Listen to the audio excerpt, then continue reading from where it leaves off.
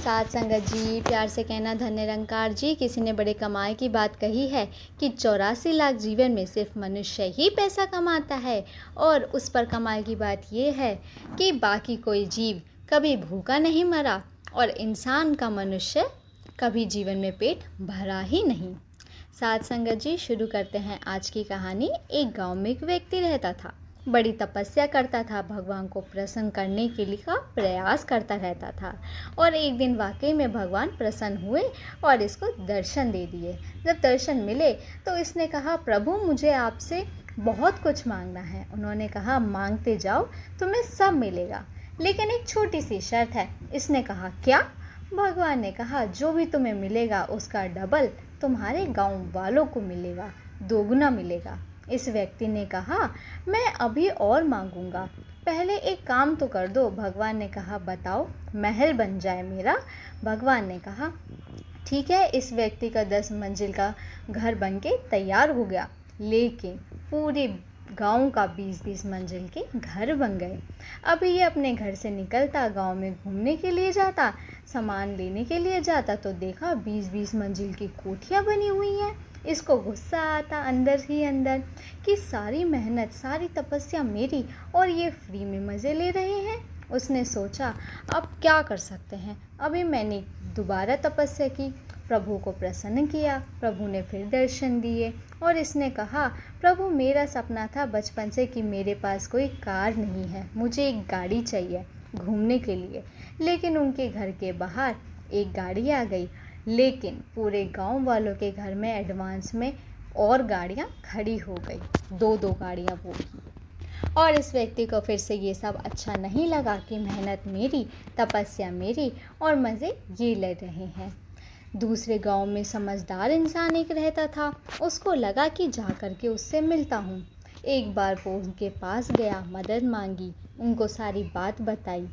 तो उसने कहा, भाई तुम्हारे तो मज़े चल रहे हैं, पूरे गांव में माहौल बन गया है, बड़ा अमीर गांव हो गया है तुम्हारा। इसने कहा, किस बात का अमीर, सारी मेहनत मेरी। आप यकीन नहीं करोगे, भगवान को मैंने प्रसन्न किया और उन्होंने सब दिया।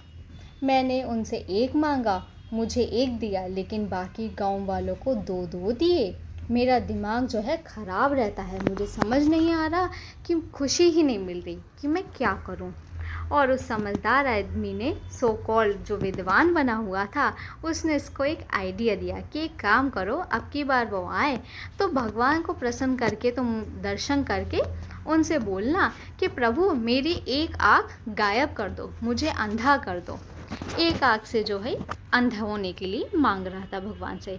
भगवान ने कहा था कि मैं तुम्हें एक आँख से अंधा हो गया, लेकिन पूरा गांव दोनों आँखों से अंधा हो गया। पूरे गांव की आंखें चली गई।